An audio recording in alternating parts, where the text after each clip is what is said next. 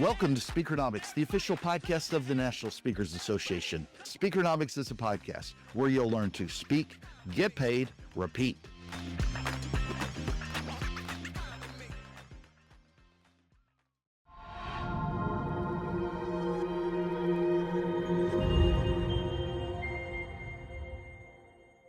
This is Speakernomics, the official podcast of the National Speakers Association. This is the podcast about becoming a better speaker and building a better business. And if you want to build a better business, you might want to think about attending Activate, the new conference that NSA is offering on November 5th and 6th. It's a fully remote digital conference that looks actually at what can you do in a digital first world. Whether you're looking to improve your delivery online, launch some digital products, or you want to build a business that means you don't have to get on planes and be in the room all the time, then Activate is the place that you want to be because you'll get strategies and a place to take action. And so today we have one of the presenters for Activate right here as our guest on Speakernomics. So I would like to welcome to the show, LaShaundra McCarty. LaShaundra, welcome to the show. Thank you so much, Tom. I am elated to be here. So you are going to talk about the title of your Activate thing is going to be Content into Cash, Creating Avenues to Monetize Your Brilliance. I love that. I think everybody wants to monetize their brilliance. So let's jump in. What are 2 tips that you have for speakers about how do you monetize your brilliance in this crazy business?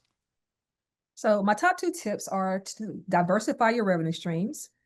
And the second one, which is probably even more important, is to track your numbers. Awesome. Well, those sound like great tips, and we're going to dive into those in a second.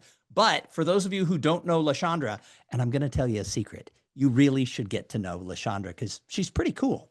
She makes her business helping business owners make more money and how to understand how to use technology. Now, she's been in the speaker world really professionally and going at it for 7 years, although it kind of found her. She was already teaching people how to use technology and how to make sure that they're getting the most out of their business and monetize it. And all of a sudden, companies and conferences and organizations started coming to her saying, hey, why don't you speak at our event? And she found out that not only did she love it, but she was good at it. And she loves to travel. So this business is perfect for her. And at this stage of life, she is now an empty nester. Her 2, what she calls bonus children, are both out of the house. And she's having a great time with that. I told her before we started recording, I tell everybody the best part of parenthood is adult children who pay their own way in this world. And then I add with significant others who you totally adore, because my wife and I, we've hit the son-in-law lottery twice, both with our son-in-law and the guy we think will eventually be our son-in-law. They're both awesome. So I totally get her point about empty nesting, fun, and it makes this business even better because you don't have to worry about what the kids are doing if you're on an airplane. So LaShaundra, you're going to be speaking at the Activate conference. Tell us a little bit about your thoughts about this brand new online conference. Well, I'm excited. I was excited when I first saw the proposals being open, not just because I wanted to actually present, but because I was glad to see that there was an alternative for people to engage in NSA in between Thrive and Influence.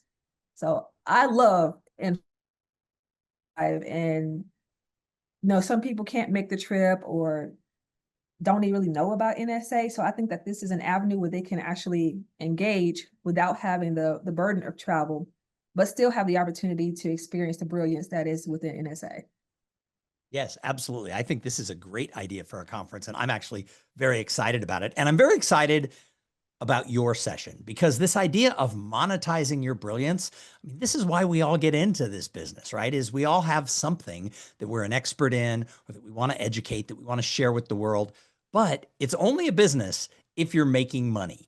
And your first tip that you brought up to us is diversify your revenue stream. And before we start talking about that, I want to tell you that before the pandemic, I had heard a lot of people say, oh, you have to have multiple streams of income. You've got to diversify your income stream. And I had what I would call a traditional keynoter business. I would get hired, I'd get on an airplane, I'd get a keynote, I'd give a keynote, and I'd get a check. And people kept saying, you should diversify. And I was like, why would I do that? And they had all kinds of reasons, but the one reason nobody said is we could have a global pandemic that would shut us down and you could lose most of your income, Tom, for close to 3 years. I had done everything right as a solopreneur. I had a 6-month emergency fund, but as it turned out, I didn't have a 36-month emergency fund. So maybe I should have heard this episode 6 years ago and I would have had an easier time. So let's jump into that. Diversify your revenue stream. Why do you think that's so important? And what are your tips? Not necessarily with the pandemic in mind, but that was a perfect example because of the fact that if something shifts, if you have diverse income streams or diverse revenue streams, that one shift won't take the business down. And it could be that there's some external force. It could be that people aren't traveling or aren't able to travel. It could be a shift in technology. It could be that you lose somebody on your team who was integral to the running of your organization. There's so many variables that could come up. So if a person has, or it could be health, we always assume that we're going to be in good health. We have health and, life insurance, but we always assume that we're going to be okay. But if you can't travel for some reason, not that it's something happening in the world, but maybe something happening with you, or you may have to shift in life and it's now I'm a caregiver, then what does that mean? What does that mean to your ability to travel? And if you have other options available, then you can just strengthen that other part of the business. So I think you're absolutely right. There are so many things that could derail us in these types of careers. And I mean, we could make a list. It would probably be 15 or 20 things that could go wrong that we're not thinking about. So what are some of the ways, some of the ideas that a speaker can diversify their revenue stream? So I would say I push passive. So the things that you don't necessarily have to actively do all the time. You're keynoting, that is an active engagement, right? I'm hoping it's an active engagement. No. I think for most of us, it's a very active engagement because not only are we active doing it, but we should be bringing that energy to the stage. Right. But if you're a keynoter, the other thing is you got to be selling every keynote every single time. Right. So you're always churning and you don't really get a chance to kind of step back from that, which makes other things a little more challenging. But if you're doing some diversification, and that could be that you have some online courses that are available and they could be on demand or they could be live classes that you're doing that are maybe a different, a lower ticket item, but give people a live experience with you in a group setting as opposed to one-on-one, which we're going to talk about to scale some of these things. It could be that you do a workbook, but really, really push it, not just for the sake of having something out there with your name on it, which is how some people end up doing their books, just for the sake of having it, but not something that actually supports their business or is used as an integral part of the business. You could actually do podcasting and monetize it. You can actually monetize from day one. You don't necessarily have to have like a really large sponsorship. You can also monetize your newsletter, which is something that I don't see a lot of people doing, but those who are doing it are doing great at it. I mean, you're sending out one newsletter, but it just means that it has to be meaty, right? Like it has to be something substantial and you really find your niche and be extremely consistent in offering that tool so that people continue to come back to it and are willing to pay for it, knowing that they're going to continue to hear from you. Those are a few ways.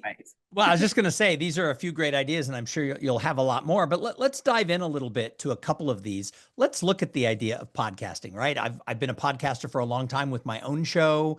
During the pandemic, I hosted shows for several nonprofits who couldn't hold events, so they hired me to be their host for those. I helped found Speakernomics in 2021 and hosted the show for 2 years. But I've never really been good at monetizing podcasts. I'm really good at putting out good content, I believe. So how are some of the tips and that you can use to monetize a podcast? So there are actually some tools or formats that you can use that when you're actually doing the uploading for your podcast, you can choose whether or not you want to monetize. And that opens you up to getting scripts from companies that want to be heard by other audiences. And you can actually insert those scripts within your read. So they could be just that informal and you get a little change as people listen and they get to that ad. They could be far more formal where you actually would sit down and target people just like you would do sponsorships for like a conference. Hence, when people are doing sponsorships for particular events, they will usually put together a package, letting that company that they're going to approach actually know how many people are going to be there, what their typical reach is. And so you could actually submit a proposal to companies saying, I am reaching the same person you're trying to reach. And so So the trick is to target knowing who your audience is for the podcast specifically, and then going after people who want to sell to them. Yes.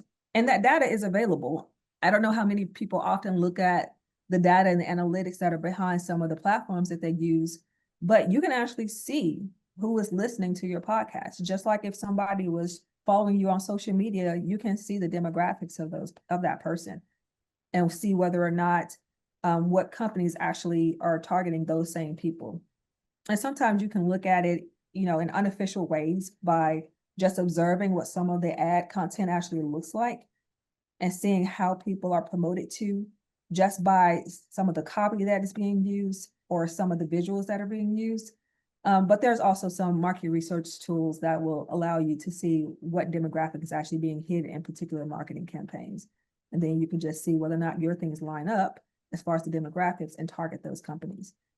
Nice. And then one of the other things you mentioned was having like a workbook, not just a book, but like a workbook that's out there that you sell. And the first thing that came to my mind is I've written several books and a couple of them sold really well, and you make money when the book sells really well. But most of the books I wrote were really marketing tools. I really didn't make money on them. I didn't lose money, but I didn't really make money on them.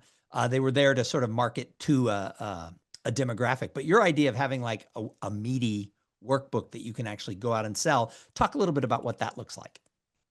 So, since you have a book, which is great, like you have stage one of it. So if you broke out the information that you were putting in your book, the particular principles that you wanted somebody to learn or the framework that you wanted them to learn, you could actually take those same topics and develop it out and just ask some questions and develop a workbook based off of your book. So when they come and get your book, they also have the option to go a little bit deeper into some levels of implementation, and they could pick that up from your workbook. So instead of you selling one product, you could be selling two. And plus, I would imagine then you could sell those workbooks if they match up with your keynote. Absolutely. And get the association of the company to buy one for everybody. Whole package. Well, and I actually know a guy who, this was 15 years ago, but he made a lot of money out of offering sort of a journal. He took his content and put it into a series of questions, and he probably only had like 20 words every 6 pages in the book. It was a big old thick book, but it was a journal, and he sold it because it was a journal. He didn't just sell it for $13. He sold it for like $49. And because he had a little bit of fame in his industry, I think he retired and moved to an island somewhere. See there, all over that workbook. And with the journal, well, in his case, a journal, but with the journal, you have a lot of lines. That's why he didn't need that many words. That people needed a space to write. But it's similar. If you already have a book and if you ask any probing questions in the chapters of your book, then you can actually take that and make that a workbook question and give the people some lines. If you have the book already, you've done the majority of the work. So this is great ideas. And I can tell that attending your seminar at Activate is going to be really important, because we've just talked about 2 ideas. I bet you're going to have a lot more. And I bet that there's going to be some places in the chat and other ways people can ask you for details. And clearly you're a wealth of information. So if you're listening to this right now, make sure that you're signed up to Activate and that you're planning to attend her session. So your second tip, and this is one that makes speakers everywhere, myself included, cringe, because we think, your second tip was track your numbers. So let's talk about that. Yes. Okay. I know that numbers are not fun unless they're on checks or hitting in a deposit. I get that. I really do. But those particular numbers alone can be very deceiving because they track the money coming in, but not the money going out, which in a business, you have to know both. And they don't necessarily tell you whether or not that particular product was profitable in regards to what it took to create it So let's say we've been talking about the workbook, and you go out and you make a workbook and you do a short print run, meaning that there aren't very many copies. So the shorter the run, the more expensive the printing. Okay, so that's the scenario. You do a short print run, but you love visuals. So you have a full 4-color front and back, like bound book. And that book is landing you at, no, I won't tell you the landing price. Let's say you're selling that book and you're like, oh, this is pretty. I'm going to sell it for $40, right? You just pull a number out of nowhere. $40. $40 sounds good. Tom's book sells for $40. I'm going to sell it. Miss Tom and I, we do about the same thing. Sell to the same people. $40 is going to be good, right? You do your run and you sell your book for $40. And you're so proud because people are buying this book. And at the end, you look at your numbers and you're like, wow, I only made $13 off this book. And you may ask yourself, why? Why did I only make $13? I sold this many books. I should have made this number. But what you didn't account for was how much that beautiful printing and that binding was actually going to cost you. So if you're selling your book for $40, but it takes $38 to do the run, you really only made $2. That's how important the numbers are. Well, and I think you're right. A lot of people also don't think there's other costs too, because you had a cover designer and you had someone who did the layout and someone who got you your USBN number. I'm assuming if you're self-publishing, you're doing this and that. So there are a lot of numbers. It's not just the cost of printing it. And some of those numbers are only going to be recapped over time. So what are, besides just numbers on products, what are some other numbers that people should be tracking? Tracking, of course, your demographics. Those are numbers that people will totally ignore. And I think it's because we don't often have to see them. You walk into a room and there's an audience. Well, when you're doing work for your business, you're also targeting, you're marketing a particular segment of a population. Within that population, a particular segment of people. So who are those people are some other numbers to look at. If you are tracking your clientele and you're looking at how your business is growing over time, like if you do actually have financial goals, what are some of the things that you have to do to hit that goal? A lot of people do not have money goals other than, I want to be a millionaire, or I just want to make enough money for whatever, but they don't really specify, I need to make this much money if I'm going to leave this full-time job, or I need to make this much money because this is what it's going to take to cover my family, cover my health insurance, cover my this and this and this. And these are the products that are going to lead me to that. And this is how they break down by profit margin each product. I know this can sound like it gets a little bit complicated, but I get very, very granular because I believe that the more detailed you get, the clearer the financial picture can actually be for a business. And it also helps that person set up some realistic goals. Does it take 5 keynotes for me to actually hit this? And if I don't hit this 5 keynotes, can I do 4 workshops over here that make up for this? And if you really know how much you're making off of each product line or ability of service, then it'll make it a lot easier to make some variations if times get tough and you can't travel for some reason. So I'll be honest, I'm not a detail-oriented person. I'm a big picture thinker. I pretty much don't like to track the minutia of things. And I'm not super money motivated. I have a lot of friends who they're all about, how do I maximize? They judge themselves based on, are they driving a Tesla or, a Ford Explorer and all this stuff. And they really care. I don't care. I just want to get in a car and go from here to the supermarket and come back. I don't really care what it looks like. Obviously, I don't want to drive a piece of junk, but at the same time, that's not what drives me. And I know this about myself, and I know it's actually something that's held me back. And I don't think I'm alone in the speaker world, being a big picture. I just want to go down on stage. I want to do this stuff. So how do you inspire somebody like me to go and actually pay attention to all these numbers? So it's not necessarily, and I actually had a conversation with someone at Influence who said, oh, I'm running into people, it's their first time. And they're so concerned with, and what kind of car you drive. For me personally, that's not the indication of whether or not I'm being successful. It's not the car. it's the retirement portfolio. Like that's, but everybody's motivated differently. But what I told her was that, I mean, money is not super motivating for me. I'll be able to travel. So what can it afford me? But the biggest thing for me on the making money is what health accessibility does that open up for my parents? That's my biggest driver. Is there money behind that? Yep. Because healthcare costs, and the older they get, the more expensive things are. And I don't want cost to be a reason why something is not available to them in regards to their health. So that's my why. And I think to some point, everybody's going to have to find like what their own is. You know, it could be that they leave a legacy for their children, or that the next generation doesn't go into debt trying to get an education.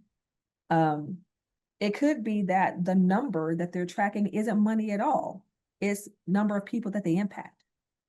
So if your business is not thriving, it is not doing well, you're long enough to make the impact. So I absolutely love what you just said. And I love your why of taking care of your parents and things like that. And I don't know that I ever thought of it in that way, as what is it at the end I want to make sure that I've been able to do. I think that's a really good thing. The other thing I'll just add is I come out of sales.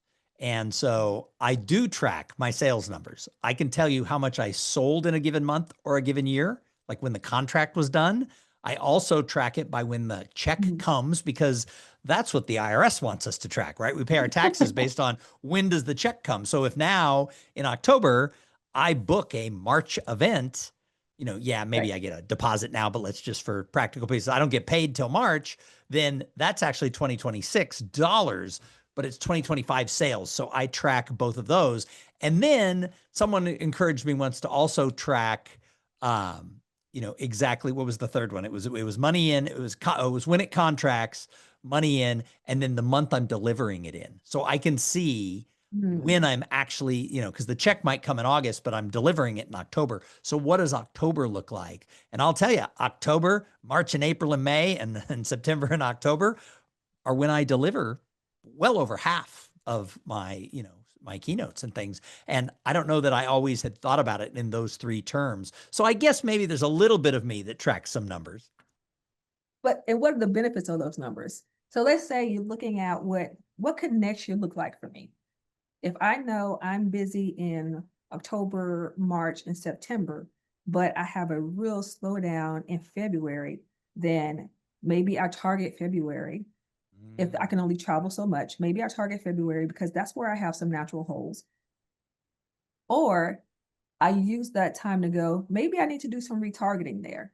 If I'm busy in October, then I probably submitted around this time. What's that group of people that I need to pay attention to so that I can beef up October? How do I leverage those previous relationships? Because that's, even though it's not money, it's data, and data is so important. Those numbers are great. They can inform so much. I can really geek out over numbers. Well, so you geek out over numbers, but you're actually right. Because the other thing is, if I know I'm dead in August and I know I'm dead in January, I can also use those months, going back to the first tips of when can I do those online courses? When can I write a new book? When can I do that? And so I guess the numbers do matter. So before we wrap this up, LaShaundra, why are you so passionate about numbers and teaching people how to monetize their brilliance in this manner? Probably because this is like one of the weakest areas that I've seen. And it's like, somebody has to love it. So if I love it, then maybe I can help them love it. But I do think that it did push me to see the diverse ways that the numbers in business can actually be beneficial to people. And what's happening usually if I'm sitting with a business owner is that, they're sharing their dream. This is the thing that they hope would sustain them, or, this is that lightning bolt moment for them. And if at all possible, I would like them to, one, walk away with something that's sustainable and that's not going to burn them out. But two, that they're making some really solid business decisions that they're not going to regret later. So it matters to me because it matters to them. And if I can help, by all means. Nice. Well, any final words for the NSA community or the whole speaker community? Because non-NSA members listen to Speakernomics. Any final words on this? If you have not signed up for Activate, please do. If you're in business and you are loving that stage, I really want you to spend some time in those numbers too, so that years down the line, you're just as excited about your business then as you are today. That's awesome. Well, LaShaundra McCarty, thank you so much for joining us here on Speakernomics. Thank you to everyone who tuned in and listened. You know, we've been doing Speakernomics for almost 5 years, and it's going to keep going. So I'm filling in the chair until the end of the year, until they find a new permanent host. It's only been a month or so, or 6 weeks probably when this airs, since Shark passed away, who had been the host for the last couple of years. But if you like Speakernomics, be sure to share it with all of your friends in the speaker community. There's 5 years worth of content right here on this podcast. So make sure that you're sharing it with everybody and that you're planning to tune in next week, because we'll be back with somebody really interesting who's going to tell you how to be a better speaker and build a better business. And if you're not a member of the National Speakers Association, what are you waiting for? This is a wonderful community, and we're going to be here to support you. So join NSA today. We'll see you on the next Speakernomics.